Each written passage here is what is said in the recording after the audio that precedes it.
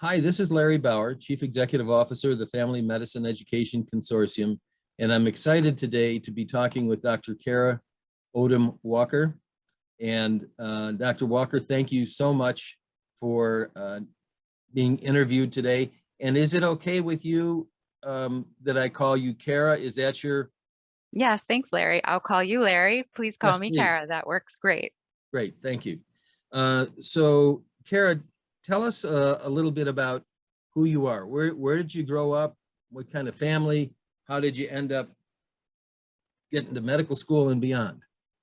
Yeah, well, I think in some ways I'm unique, but most people know where I'm from these days. I'm born and raised Delawarean, very proud of that, and grew up in a family of educators.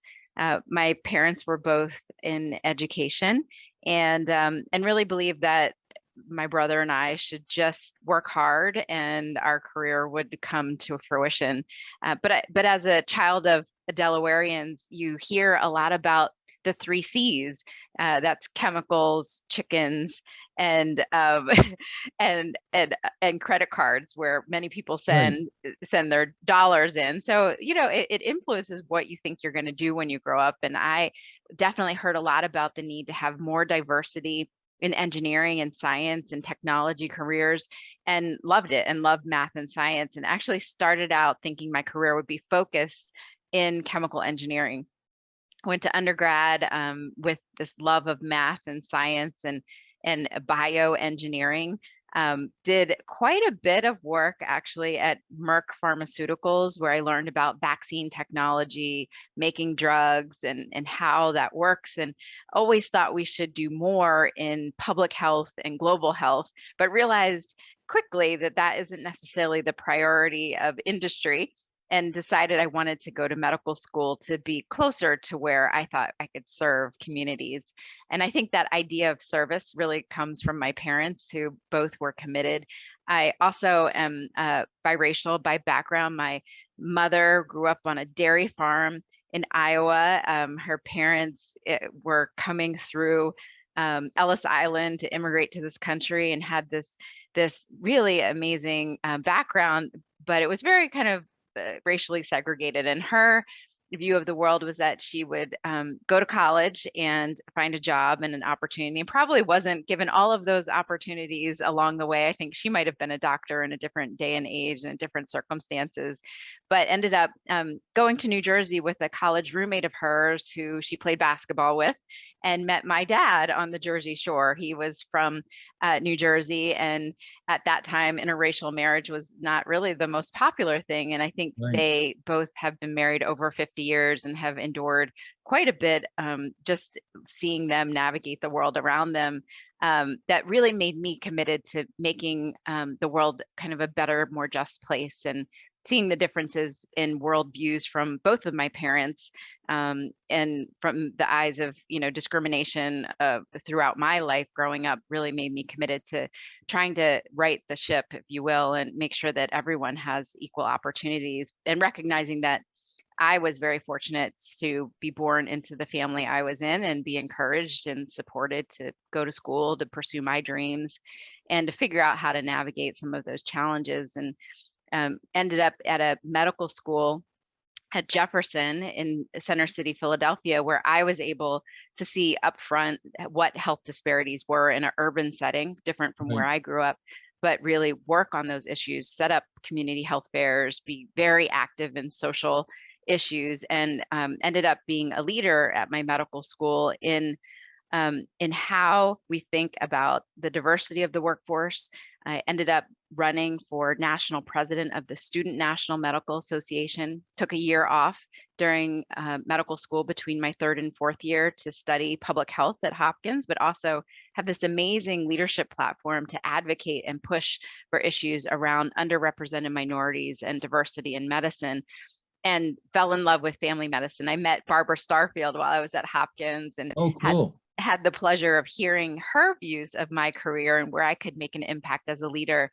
And although she was a pediatrician, she said, I Right. think family medicine is where we need more leadership. We need more vocal advocates, and this is definitely a specialty that you can consider because you're thinking about cradle to grave issues. And ended up matching at UCSF, San Francisco General Hospital, and Family and Community Medicine, where I had amazing mentors to this day. Kevin Grumbach, who's chair and Right. professor, is just one of my mentors for life, and I just can't thank him enough for the opportunities. But he also encouraged me to think about how, as leaders and as academics and as researchers and policy leaders, we can really create an impact from the landscape of family medicine. And cannot thank some of those mentors enough. Tom Bodenheimer, same. There are many names I could mention that I know this audience will know very well. It's a great crew. And so Absolutely. you had an opportunity at Jefferson. You had some, was Rich Wender chair at that time? Rich Wender was in leadership. He was amazing. Howard Rabinowitz. There are Yes. just some incredible leaders, and I was very fortunate to have landed at Jefferson. Jefferson gets family medicine, and they have trained some incredible leaders, including Dr. Wender, who taught me about how we really think about screening and working with patients. But also this concept that we needed to think about the communities we were serving and Right. how we go beyond just a clinical encounter, but think about reach out and read and other opportunities. And the fact that Jefferson is not a very diverse place, I will say they supported my leadership role nationally to make sure that we could create a strategy to let people know that it's not just about the representation in medical students and the clinical workforce and training, but also in all areas of the health professions, and was very fortunate to study there. So what happened after UCSF?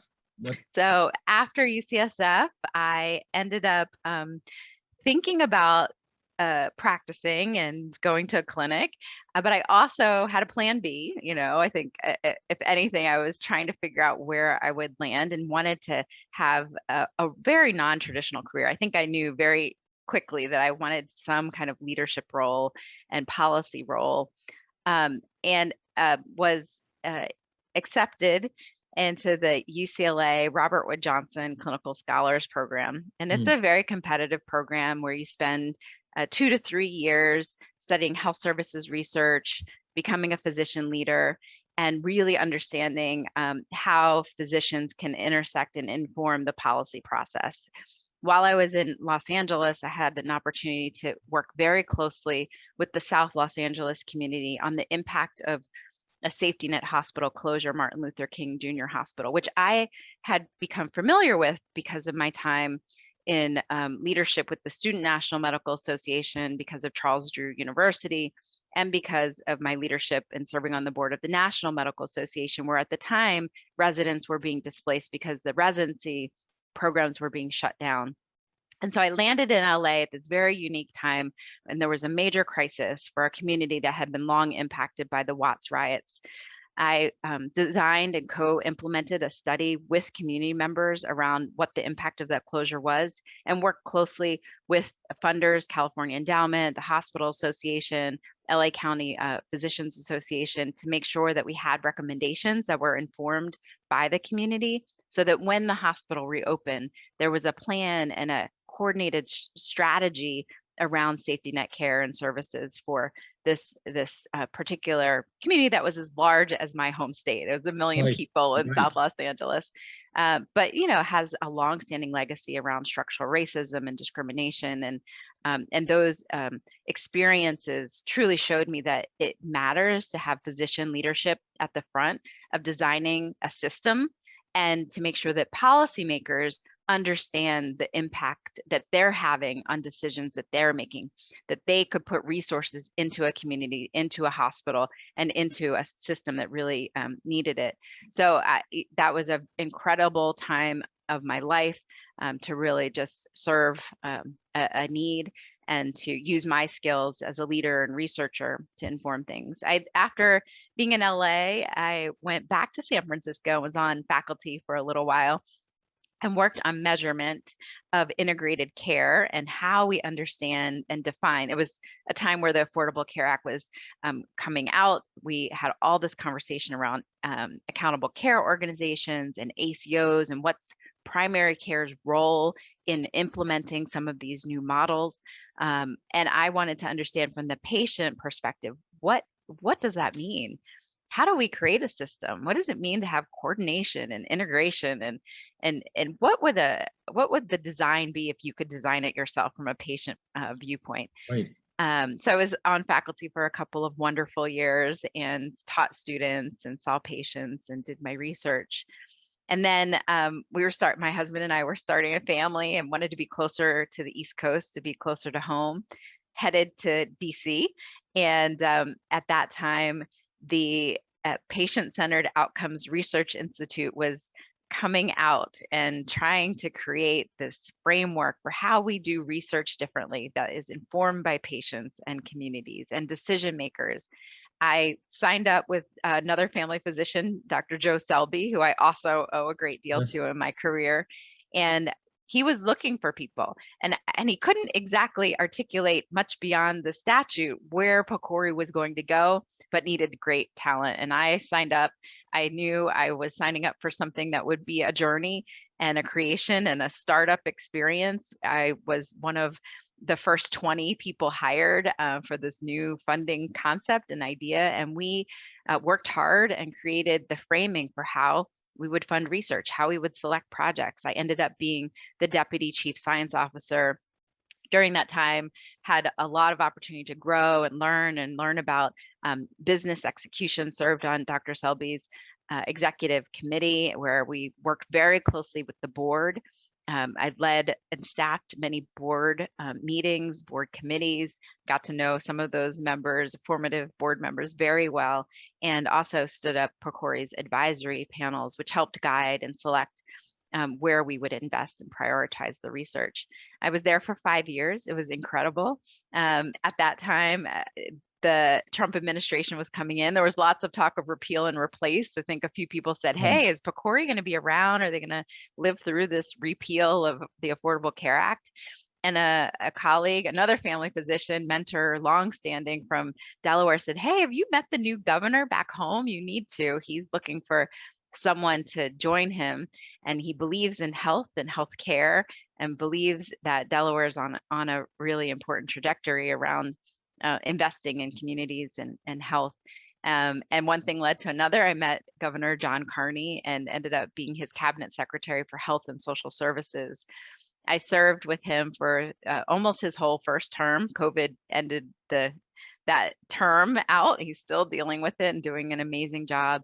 But we had a chance to develop a health strategy that was focused on social determinants, on primary care workforce, on how we look at healthcare costs and outcomes, created first in the nation paired healthcare cost benchmarks. And that wasn't only looking at costs, but also some high priority health outcomes. And I don't think I could have done that without having the ability to talk both the policy wonkiness and also think about Medicaid and decision making and use and leverage the evidence that exists in the field. Had an amazing, I could talk more about that, but I think, having that opportunity to serve and run a department, I went from PCORI that was about 200 person organization when I left to running a 4,000 person organization. It's truly incredible. COVID does a lot of things to public health officials. I ended up having a great opportunity to join Nemours and leverage all of this work that I did in Delaware with the Children's Health System that I now serve as Chief Population Health Officer. I've been at Nemours about a year, and my portfolio of work is leading the national office back in Washington, D.C., where we do a lot of federal advocacy, where we're pushing for ideas that will help create the healthiest generation of children in our nation, and also leading primary care and our value transformation work out of the Delaware Valley. We also have a hospital in Florida, and so I stay pretty connected around community engagement and policy efforts that are linked back to our Florida population in Orlando. So it's an amazing journey. I still feel like I'm figuring out what I'm going to be when I grow up. So for any of you who are listening to this and not quite sure, I think you always have a chance to revisit it, and we always need family physicians to step up to leadership roles in public policy and government and in public health generally. So I don't know if you know who Perry Puno is. He's a family physician he worked with the American Academy of Family Physicians. He's been in a leadership role for many, many years. He is retired now, but he had a favorite phrase. He would say that a family practice resident, we graduate residents who are undifferentiated stem cells, who then go into the community and they adapt. And I think one of the hallmarks of family physicians is what I call their adaptive capacity. And what you're describing here is incredible adaptive capacity. You've got the generalist expertise, and you've also got the sense of mission and purpose. And so, I'm at a much later stage of my career than you are, but I've never had a goal. In all my years, I've never had a goal like I'm going to do X with my career. What I did have is a curiosity and a desire for adventure, and I responded to opportunities. And one thing has led to another. And when you look back, it's kind of a sequence of things that sort of make sense. It's not all hodgepodge all over the place, but I had no idea where I was going. And I think that takes a kind of personal courage. I'm sure there are times when either your parents, along the way, your parents say, just what is it that you are going to be doing? You got to settle down and focus. And I was never enamored of that argument. I just said, hey, the world's out there. There's opportunities. I have skills and a determination to make a difference. And that sounds like the virus that's very active within you. Yes, absolutely. Absolutely. And I think even now, trying to explain to my parents what I do every day is a little tricky. It was actually easier as secretary because they would follow the social media posts that the communications team would put out, and they'd say, oh, she was at this event or that event or gave this talk or this speech.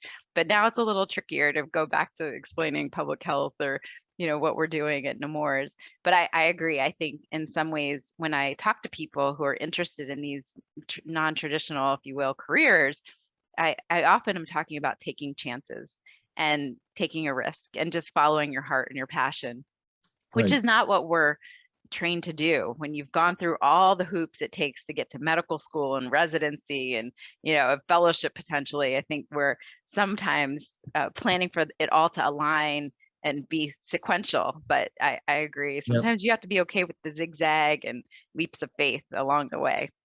Absolutely. Absolutely. So I want to come back to ask you more about Nemours in just a minute, but what I'd like you to do first, if you would, is think about the projects that you worked on.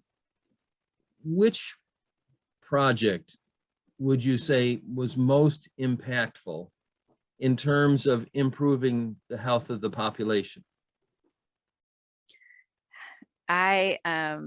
There are some that are passion projects where we're still trying to figure out what the outcome will be. And I will say, out of all of the work that we did around the opioid crisis, around creating better public health strategies, I am probably most proud of our COVID response, because that took an all-in state effort to shut down parts of our economy.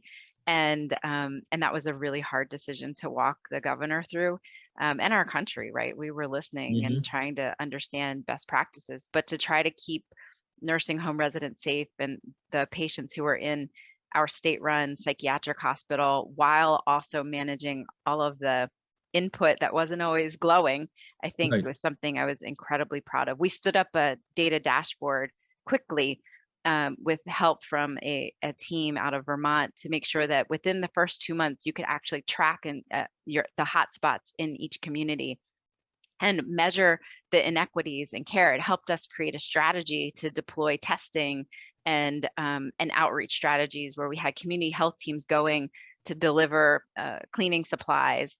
I think one of the hardest decisions we had to make was how to keep our poultry plants safe, because Mm. the food supply chain obviously was necessary for our entire country, but we really did have trouble keeping those workers healthy. And so we had to partner and work really closely with the public health officials on environmental safety, on cleaning, on safety. I am very proud of our COVID response. I think the other crisis that's probably not to that magnitude, but one that I'm similarly proud of, is our work around violence. So little known, Delaware stands out, unfortunately, in terms of teen homicide rates. And we have been working very hard on these issues in the city of Wilmington. It's a small-ish city, it's 100,000 people, but unfortunately our teen homicide rates are top in the nation.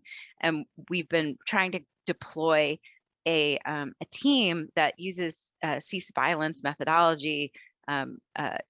John Jay University has a core group that helps us with technical assistance so that we can help. And I think there are family medicine principles in so many ways around how you counter community level violence, how you provide alternatives to carrying a gun and shooting someone who's in your community who you often know, but just is on the wrong side of the street, the wrong side of the neighborhood line. But it's engaging them in mental health issues, in positive opportunities for education and career, and housing security. If some just want to put food on the table or have diapers for their children. I Right. think that those issues were ones that we brought forward, tried to put an evidence-based framework around, put a medical model around it, and work very closely with our hospitals, because the prediction models say that if someone has landed in an emergency department because of a violence related injury, a gunshot, an episode where they had a broken bone or some other injury, that they're more likely to be either someone who executes gun violence or someone who succumbs to gun violence. And so we knew that that was a moment that was highly predictive of an intervention. And I'm very, very proud of that work. It's still ongoing. I don't have data to know whether we created an impact, but I think raising the awareness and raising the commitment would not have happened without some internal leadership. That's fantastic. I have to tell you, I've learned of a business down in Florida called the Rosen Hotels and Resorts, and they have figured out, are you familiar with the term conscious capitalism? No. So it's a movement that's starting up in the business community, and a business looks at itself and sees everyone that it interfaces with as stakeholders. So not only their customers, not only their employees, not only their shareholders, but also the supply, the companies that provide services to them, and the community are all stakeholders. And if all of the stakeholders don't win, then you don't have a successful business. So it's a really responsible way of thinking about the mission of a for-profit business. And there are a number of companies now that have adopted this. They now have annual meetings, and it's a growing movement. Well, one of these companies is down in Orlando, Florida. It's Rosen Hotels, and they figured out how to address their health care for their 6,000 employees. They went self-insured. The money they've saved over the last 25 years, it's like $350 million. They took a significant portion of that and invested it in their benefit design for their employees. So if you work for Rosen for 3 years and you want to go to college, you get to go free. If your kids want to go to college, you get to go free after 3 years.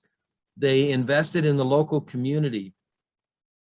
They have invested in pre-K education so that the kids are coming into school at the same reading level as the other kids in that community. They've reduced the drugs. The graduation, high school graduation rate has increased from 50% to 95%. They've done just remarkable things. And it's the partnership, and at the heart of it, by the way, it started off when Harris Rosen sat down with the family physician who was running their primary care clinic and said, how do we start to address all of this, and one thing built over time. And the reason I'm mentioning this, Kara, is I often think that in Delaware, you have businesses, some of which are probably part of this conscious capitalism movement, and some of them are not. But if the business community actually started investing and they learned how to reduce the cost of their health insurance, they would actually have money to seriously invest and not just have community benefit, but really investments where you're connected with the community. So I just thought I would throw that idea out to you. I'll send you a great idea. It's a I'll great send idea. you the interview that I did with them. I would So love to you learn can more. read about that. So tell me more about Nemours. Sure. So Nemours is a children's health system. We have 2 hospital locations, but we are one of the few multi-state multi-system health systems in the country. We have a hospital in Wilmington, Delaware. We also have one in Orlando, Florida, but we have a geographic footprint that spans 5 states.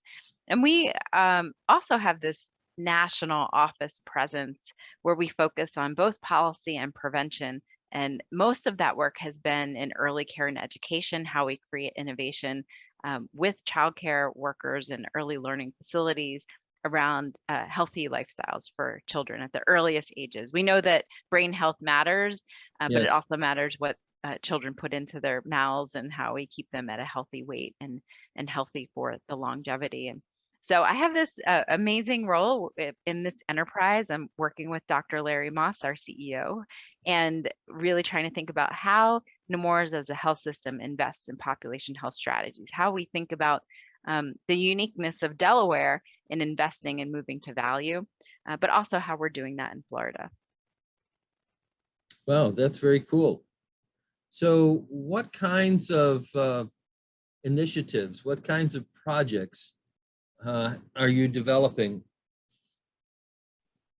I would say that at Nemours, my portfolio is growing and developing. I've only been here a year, so if anyone listening has ideas for projects, please send them to me. But we are really thinking about national advocacy. So some of the projects are around how we leverage Medicaid investments for children, how we advocate for ways to provide better health. Some of the work is explicitly in the legislative space where we're pushing for things like the TICE Act, which allows for telehealth utilization for children and their families. So we work a lot with our congressional delegation. I think there's another portfolio of work that's around national prevention efforts, how we think about early care and education, how we move healthcare upstream. So if you check out our website or follow me on Twitter, you'll see that we have this moving healthcare upstream portfolio where we work collaboratively with geographies that are interested in thinking about the social determinants of health and provide technical assistance to them in creating these partnerships for children and youth. I also have a portfolio that's much more operational around how we manage and monitor primary care outcomes and performance in the Delaware Valley. So running clinics, we have 19 clinics in Delaware, and we're also expanding into Pennsylvania. And so my direct reporting line is to make sure that that is running and operating, but there are all the strains of primary care that come up, right? How do we staff it? How do we keep pace? How do we think about burnout and wellness? How do we make sure that our care team model has some integrated behavioral health? We do a better job of that in some of our practices than others, but really creating new models to think about risk stratification for children who are dealing with mental health issues and trying to integrate that into the care setting. We are also moving very quickly towards value, and we have some very exciting contracts that are moving us further along the value spectrum. We're trying to go as fast as we can so that we can incorporate elements of social determinants of health. We have now implemented a social determinants of health screener where we ask about domains of social factors that we know matter more in healthcare than anything we can do in the clinical encounter. So we ask about food insecurity, housing stability, transportation, broadband access, for example.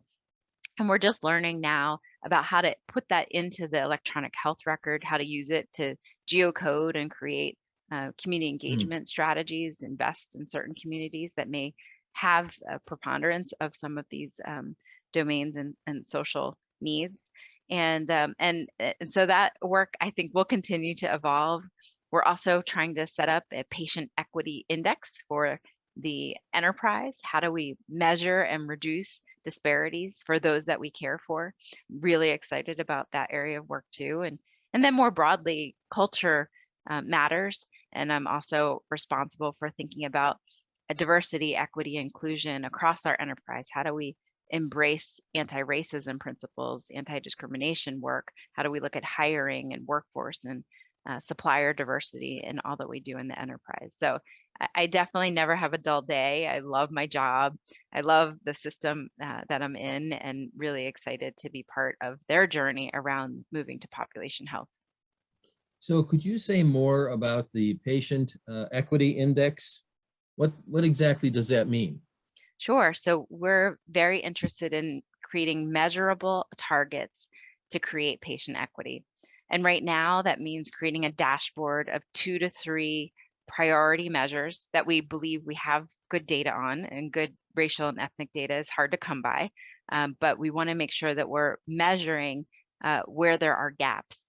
And so initially, our 3 measures are going to be around access, are going to be around flu rates, and then we're creating a measure around patient experience. And these are places and measures that we believe we have the opportunity to create an implementation strategy to reduce the disparities that we currently see. And we're mostly measuring them among white and Black patients, but we also have great disparities among English and non-English speakers, particularly Spanish-speaking patients. So the initial patient equity index is a beginning step where we learn from these 2 to 3 measures. We have future aspirations to look at things like emergency department utilization, readmission rates, asthma control. And as I say these, anyone with a quality improvement background will know that sometimes it's hard to pull that information out of your system. So we're trying to work on how to create those measures and how to use them for not only internal communication, but communicating with our patients and families, with our communities, and make sure that they're part of how we reduce these disparities. Well, that's fantastic. And as I said, you're a family physician pioneer, and you're doing some really awesome pioneering work here. Thanks, Gary. I like I said, I love my job. There's never a dull moment. There's always more to do, and we're just trying to figure out where to get started. This is a new role for Nemours. Nemours has never had a chief population health officer. I don't know that many systems have a chief Right. population health officer. They're usually parts of lots of different people's roles. And so I'm trying to bring together this portfolio that is centered on our strategy. And the organization has just gone through a very large strategic plan, and health value and equity is one of our strategic pillars that I am leading. I'm very excited about it, but it definitely takes more than just one person. I have to Right. leverage the team, leverage the other leaders, and figure out where we can get started and create impact. And that's where I think the hard work is as a leader, right? Trying to figure out who your allies are, how you bring in the team approach, how we think about primary care and specialty care working together, how we think about the community versus what we do within our walls, and then build from there. Very cool. So I will mention, so we have an annual meeting. This year it'll be October 8th through 10th in Pittsburgh. And there are a group of family physicians who are also population health officers who have begun to meet. In fact, two of them are from Jefferson. Bob Motley, who I don't think was there when you were there, who was up in the Lehigh Valley, and Mitch Kaminsky, who was, where was he? He was in Delaware. He was in, is there a, it's not far from where the casinos are. It's not Broken Egg. It's Bay oh, Health, Nanticoke, I don't know. I don't yes, know. in there he came out of that area. but there's a group that's very interested in population health, and they'll be meeting at the meeting. And it would be awesome if you might be able to join with that. The other thing I will ask is Nemours interested in recruiting family physician? You know, I am used to being a bit of a standout. I mean, as an African American woman, I often am the only in the room. I think I am one of the only family physicians at Nemours. I don't know that that will always be the case, but it's a children's health system, so we have lots of pediatricians, Right. and then others who did subspecialty training. The leadership team has non-physicians on it, and so I think there's lots of room for potential family physicians. But most of our primary care offices and staff are pediatricians at this point in Interesting. time. Okay. Just curious. So I will send you an invitation to come to the meeting. If it looks like it may be something that will help, I think the connections that you might make with other family physicians who are doing for their systems in their communities, doing the kind of work that you're doing. I think your scale is bigger than most, but the networking might be very worthwhile. Thanks, Larry. So bringing things together, if you had a recommendation to a medical student who's sort of sorting things out, so to speak, regarding their career path, what would you offer? Well, I would say your career will hopefully be long, and be comfortable with the journey that isn't exactly a direct line to where you thought you would be. Be open to new opportunities and taking a chance, because I think sometimes you are pleasantly surprised. And as family physicians, we will always have a job. We can always see patients. So trying to think about careers that may span both the clinical domain and expertise that we have with other roles, I think is very appealing, and something that many places are trying to recruit for, but don't often have people who are interested or willing to put their hand up. So definitely listen out for those who have had kind of a career path that you're interested in, and talk to them, reach out. I've never had anyone turn me down when I wanted to hear more about their path, their career, or decision points. And it is really wonderful to make sure that we have leaders and those who are willing to step into these policy roles as well, who have a family physician's background and training. So would you feel comfortable if someone was listening to this and they wanted to reach out to you and get some advice? Absolutely. Absolutely. People have done that for me, and I'm happy to pay it forward, because I think that Wonderful. would not have been in these shoes without many, many people helping me get there. Would it be okay with you if I listed your email address so that Sure. people, okay, great. Thank you very much. It's fabulous having a chance to talk with you and to learn about your work. And really, you've only just begun. We'll see. Who knows? I hope so. I am enjoying the opportunity to create impact and make the world a little bit better. And I'm, also a mom, and look at my little people. I have a 5-year-old and a 9-year-old, and I want the world to be a better place for them, and Yes, hope that they have many opportunities to pursue their dreams. But that's true for those that we take care of, as the privilege right. of being a family doctor and being at the intersection where people really need us and need to take care of us. And for any clinician who has practiced and provided care through COVID, so much is owed to you. And I also feel like we have to remind ourselves to take care of ourselves and reflect on what really matters and how we make an impact, because I think family docs are just doing such tremendous work for our country. I agree with you. Well, thank you very much for spending this time with me. And if there is any way in the future that I may be of assistance to you, introducing you to people or, whatever, please don't hesitate to reach out and let me know. I love doing something like that. Thank you, Larry. Please stay in touch. It was great talking today. Great talking with you. Take care. Bye. Oh, let me mention before you go one other thing. Sure. In 2022, our meeting is coming to Washington, D.C. Oh, well, you definitely need to make sure that's on my calendar. Absolutely. And your organization may have an interest. We're always looking for organizations that are interested in sponsoring, because we give scholarships to the students so they can come to the meeting. And I'll come back to you with that, but I just thought I'd put that in your thinking cap. Thanks, Larry. Appreciate it. Keep Take doing what you care. do. Thank you again. Okay, Bye. bye-bye.